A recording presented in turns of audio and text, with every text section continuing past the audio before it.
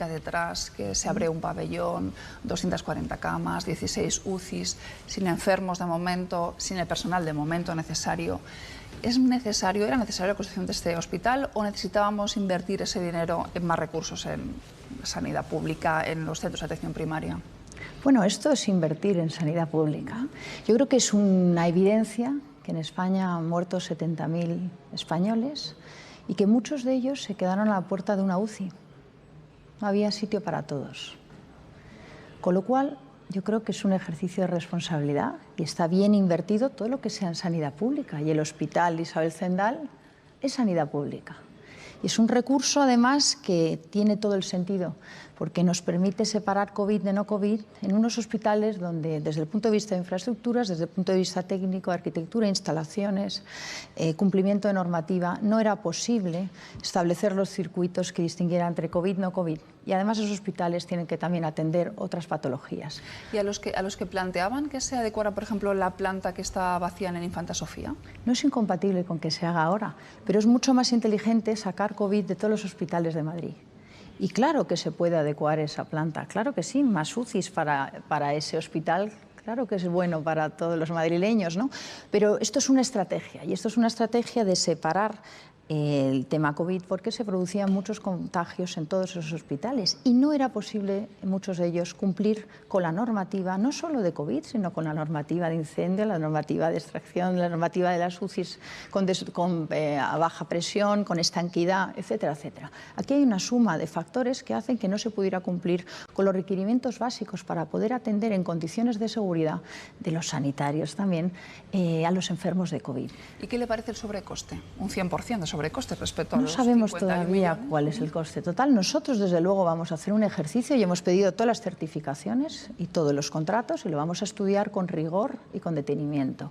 Es verdad que es un hospital que se ha hecho en condiciones de emergencia y en condiciones en que el proyecto se iba adecuando y se iba desarrollando a la vez que se estaba ejecutando la obra. Y eso no es fácil. Yo quiero felicitar a los arquitectos que han hecho un trabajo extraordinario, a todos los obreros, jefes de obra, electricistas con los que ayer estuve y que me encantó cómo sentían ese proyecto como suyo, cómo todos se habían matado a trabajar y estaban ilusionados porque habían aportado su trabajo a todos los madrileños, no, a todos los españoles, porque la idea es que este hospital sirva para toda España, porque no puede volver a pasar que porque tengamos fronteras entre las autonomías, cuando en una autonomía se habían quedado sin cama, no se hayan trasladado los enfermos a otros hospitales de otras autonomías. No puede ser que en Europa se trasladan los enfermos desde Austria a Francia, del norte de Italia, Alemania, en trenes para salvar vidas, y aquí no hemos sido capaces de trasladar ni un solo enfermo. Nos han trasladado para incinerarnos,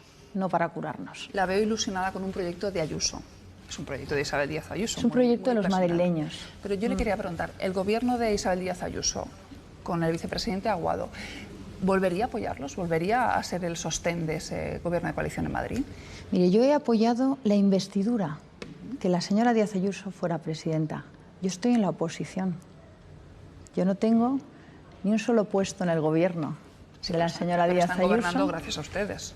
Necesitan nuestros votos. Y eso es fantástico, porque nosotros ahora en los presupuestos estableceremos cuáles son nuestras condiciones, que son las que son buenas para los madrileños. Y ese es el ejercicio de responsabilidad que tenemos que hacer desde Vox. Y en el tema de los presupuestos tenemos que conseguir que se reduzca el gasto estructural, el gasto político y se dediquen los recursos de los madrileños a lo que de verdad importa, a la sanidad pública, a la educación, a la dependencia, dotar la dependencia, que es un desastre como está la dependencia en España, y a la emergencia social, a las colas del hambre. Respecto a su relación con el Partido Popular, en las últimas encuestas hemos visto que para las elecciones catalanas les dan incluso a algunas encuestas un empate técnico. Le quería preguntar, por un lado, ¿qué le dicen sus datos? Y por otro lado, si esa pugna va a condicionar en cierto modo su relación con el Partido Popular. Miren, nosotros no tenemos encuestas, no pagamos encuestas, no nos fiamos de las encuestas. Hoy hace 2 años que en Andalucía nos daban 0 escaños y entramos con 12 diputados. Y las encuestas, ninguno daba nada por Vox. Y nosotros sabíamos y sentíamos en la calle, porque la gente nos lo decía, que nos iban a votar. En Cataluña, y ahora en Cataluña nos pasa lo mismo. en Cataluña nos dicen que nos van a votar, porque ven que hemos estado firmes en las convicciones, firmes en lo que hemos defendido y no hemos dudado a defender la libertad de todos los... Les dicen que les van a votar. ¿A qué electorado ha traído Vox en Cataluña? Hay un tema fundamental que es la defensa de las libertades, de esos padres que ven como sus niños no pueden ser educados en español o como que a los niños les prohíben en los patios hablar español. Y luego hay un perfil del trabajador que ve que los políticos están hablando otra cosa completamente ajena a su realidad de todos los días, que es que tienen que llevar un sueldo a casa. Tienen que llevar un sueldo a casa y además ven a los políticos que continuamente lo que hacen es esquilmar cada vez más el bolsillo de los trabajadores. ¿Esquilmarlo para qué? Para dedicarlo al bienestar de los políticos, a este gasto autonómico brutal, a este gasto en ministerios, en consejerías, viceconsejerías, direcciones generales, empresas públicas, colocaditos de todos los partidos, de gente de los partidos que jamás ha trabajado en el mundo real, que no entiende cómo se lleva un sueldo a casa, que no entiende cómo se genera un empleo, que no entiende lo que es liquidar el IVA, el impuesto de sociedades, no entienden nada de eso. Y piensan que se puede detraer recursos de los trabajadores de la clase media española hasta el infinito para mantener este Estado gigante, que ahora mismo no nos lo podemos permitir. Y tenemos que enfocar los recursos en lo que es fundamental, y ahora mismo es eso, la sanidad, la educación, para asegurarnos un futuro y unas generaciones mejores y una igualdad de oportunidades, de manera que el niño que nazca en el barrio más pobre de España tenga la posibilidad de prosperar. A vueltas con las elecciones catalanas, este domingo, es el Día de la Constitución, Santiago Abascal, el presidente de su partido, está en Barcelona. Sí. Estará en Barcelona y no estará en el acto de homenaje a la Constitución. Ustedes que son tan constitucionalistas, ¿no deberían asistir a ese acto en vez de estar haciendo campaña en Cataluña? Bueno, nosotros vamos a estar en todos los ayuntamientos. Yo voy a estar en Cibeles, yo soy presidenta de Madrid, y voy a estar en Cibeles en un acto en defensa de la Constitución con el señor Ortega Smith, y vamos a estar en todos los ayuntamientos de España defendiendo la Constitución, contando lo fundamental de los derechos y las libertades de todos los españoles, que son las que hoy están amenazadas por el gobierno de Sánchez y su socio comunista. ¿Van a estar en defensa de la Constitución o es un acto de protesta contra el gobierno? No, es un acto en defensa de la Constitución. Es un acto en defensa de la Constitución que está amenazada por este gobierno, que ha decidido aliarse con precisamente los enemigos de España, con los que quieren romper España, con los que no quieren modificar la Constitución por la puerta de atrás, y lo que quieren es un cambio de régimen que amenaza gravemente con las injerencias en el Poder Judicial, con las injerencias en lo que es la clave y la base de nuestra democracia, las libertades de todos los españoles. Y además esto era un acuerdo de todos los españoles que se quiere reabrir y que se quiere modificar por la puerta de atrás, con el pacto de quienes están dirigiendo a Sánchez, porque Sánchez lo que busca es poder, pero hay otros que le están dirigiendo, como Otegi, como Pablo Iglesias, que tiene una agenda ideológica y un proyecto para destruir España. Y ahí nosotros no podemos mantenernos callados. Por eso vamos a salir este domingo a las 12 en todos los ayuntamientos a defender la Constitución, que es lo que nos une a todos los españoles en la defensa de unos derechos y unas libertades fundamentales, que yo creo que en eso estamos de acuerdo. ¿El vicepresidente quiere destruir España? Yo creo que el vicepresidente viene con una agenda que yo conozco muy bien, que es una agenda, la conozco muy bien, pues soy española de nacimiento, pero también tengo nacionalidad cubana. Reconozco perfectamente esa agenda ideológica que viene a imponer una falsa igualdad, que viene a empobrecer, que viene a adoctrinar, a imponer una ideología, a restar libertades, a eliminar la libertad de expresión, a controlar el Poder Judicial. Todo eso es la agenda de Pablo Iglesias, que es la misma que Maduro trajo a Venezuela, que es la misma que Castro defiende en Cuba. Y esto yo, por desgracia, lo conozco muy bien. Y esto lo que provoca es que al final mucha gente que piensa que esto no lo va a afectar, hay un día en que se encuentra que cada día ha ido renunciando a defender la libertad, y estos gobiernos lo que hacen es cada día restarte más libertad, capacidad de elegir, capacidad de tener el criterio de buscar lo mejor para tus hijos, la prosperidad para los tuyos. Hay un día que con estos gobiernos esto se acaba. Vamos con las preguntas de nuestros analistas. Mariela. ¿Qué tal? Buenos días, señora Monasterio. Ayer Javier Maroto, ahondando un poco en el cambio, en el giro de timón del Partido Popular en lo que se refiere a la violencia de género, anunció que van a plantear en el Senado una declaración institucional para que, es textual, ustedes se retraten. una declaración institucional a favor de todos los que luchan contra la violencia de género. Yo quería pedirle una valoración de ese giro radical de Pablo Casado en lo que se refiere a la violencia contra la mujer. Bueno, yo creo que un partido que necesita contar su proyecto reafirmándose frente a otros que no tiene proyecto, ¿no? Es decir, ellos que hablen de lo que defienden, no de distinguirse de Vox. Nosotros tenemos muy claro lo que defendemos. Y en tema de violencia contra los violadores, mucho, cadena perpetua. Y además defendemos que se tiene que regir con una ley que es casi anticonstitucional y que tenemos que de verdad poner los recursos para ayudar a esas mujeres que han sido maltratadas, a las que muchas no les llegan los recursos, como demostramos en Andalucía, porque los recursos se están yendo a hacer conferencias, a aquelarres variados del feminismo radical, y no le llegan a las mujeres para poder tener pues casi una protección como la de un testigo protegido, ¿no? Poder rehacer su vida en otro sitio, poder ir con sus niños y estar seguro de que va a poder salir adelante.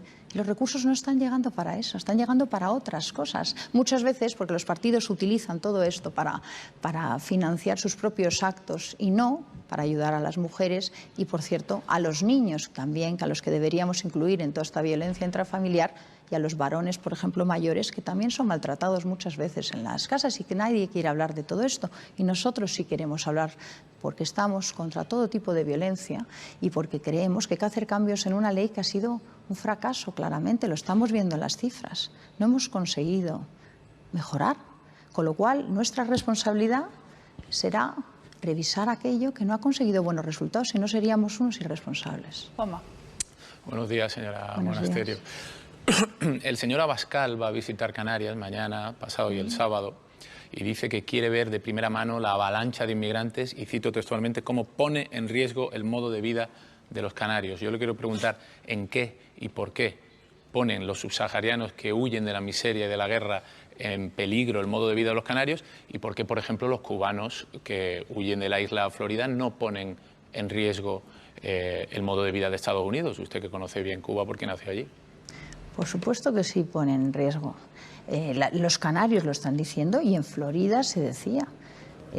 Los cubanos, cuando salen perseguidos por unas ideas que son las que defiende Pablo Iglesias, por cierto.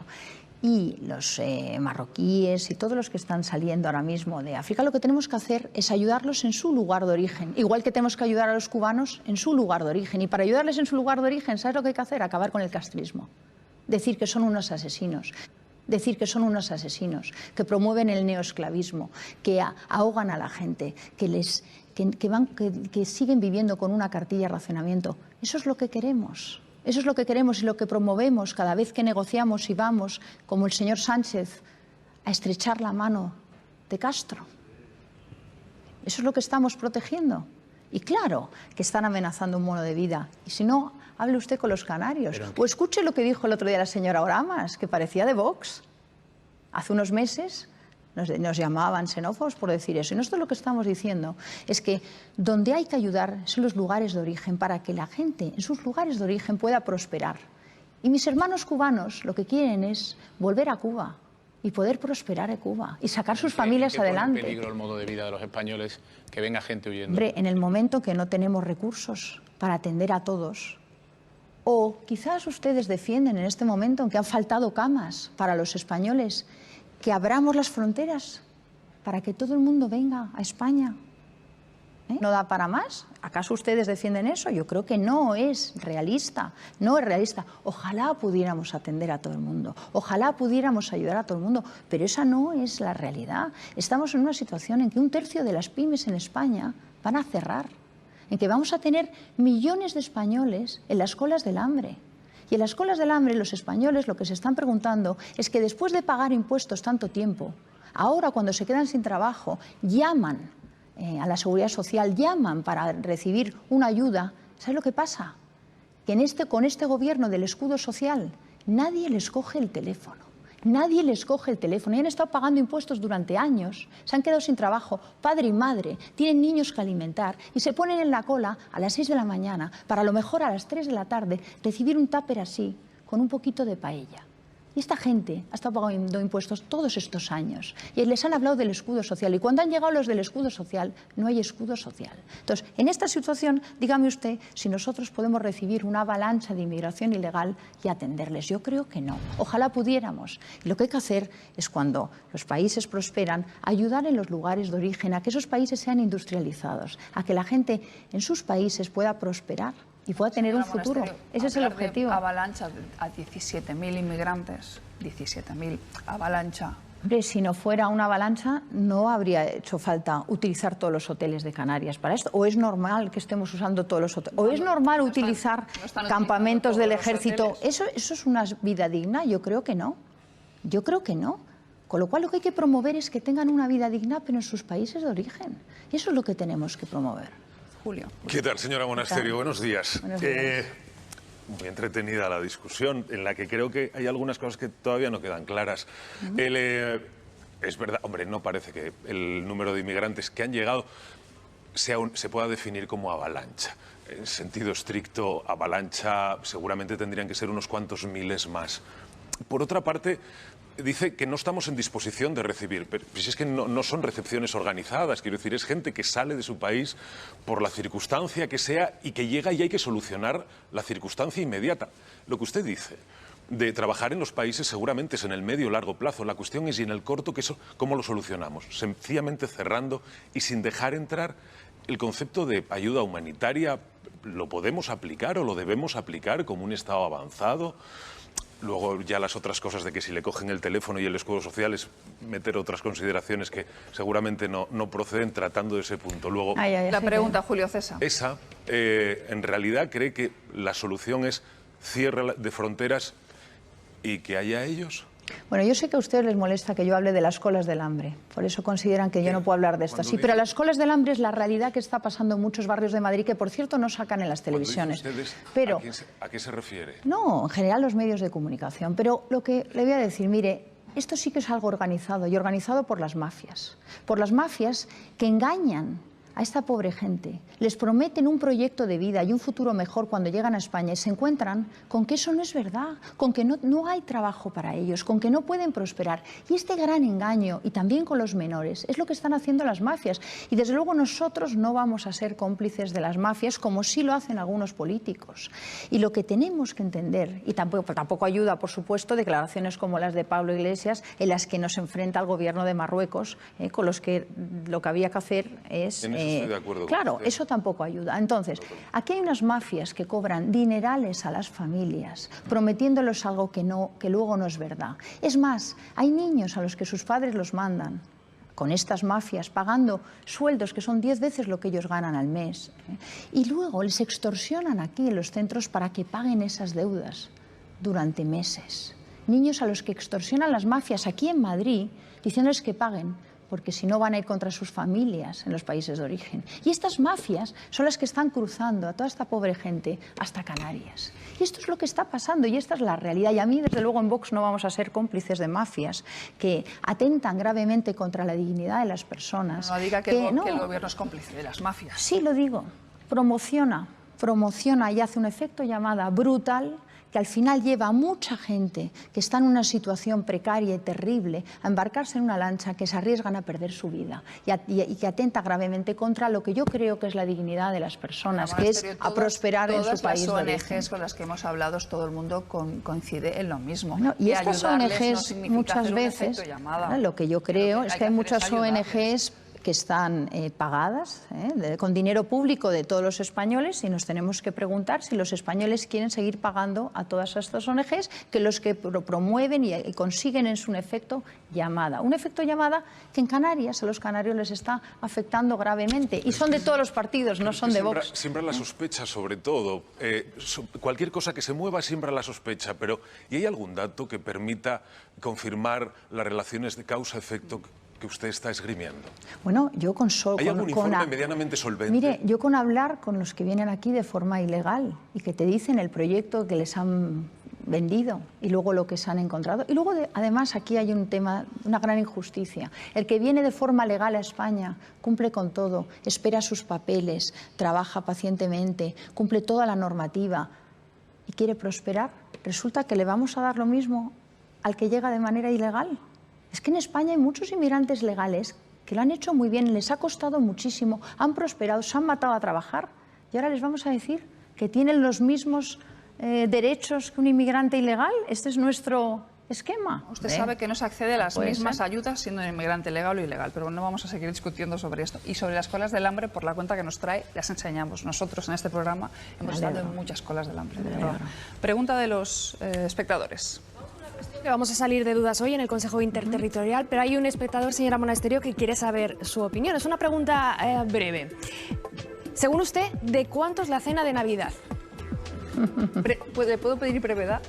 Sí, mire, claro, yo soy familia numerosa, con lo cual todos los datos que me dan es que solo puedo cenar con mis hijos. Me encantaría poder cenar con mi madre, no va a ser posible, pero como las familias numerosas somos tan pocos en España, por desgracia mi caso no es el de la mayoría. Yo creo que hay que ser prudentes, que se podría decir que puede haber dos núcleos de convivientes juntos y se podría llegar, yo creo, hasta 15 personas y sería razonable. El día de Navidad. Lo que pasa que es un tema de ejercicio de responsabilidad individual y luego, claro, es que es todo muy incoherente. Resulta que en la Asamblea de Madrid, en los plenos los jueves, estamos a las 2 de la mañana votando 100 y pico personas. Pero ¿Qué ejemplo estamos dando? Pero están con mascarilla, no es lo mismo que estar comiendo. Bueno, pero podemos... y cenamos y comemos y merendamos en la Asamblea de Madrid sin mascarilla. Pues eso mal. Entonces, claro. Entonces, empecemos por cumplir los políticos, porque las fiestas de Pedro J, ahí nadie dice nada. Pero luego el día de Navidad no nos podemos reunir. Entonces yo, como familia numerosa que soy, me gustaría que fuéramos por lo menos 10. ¿Su apuesta 10 o 15? Pero vamos a ver. Gracias por haber estado. Muchas gracias. Ya lo saben, acaban de salir los datos.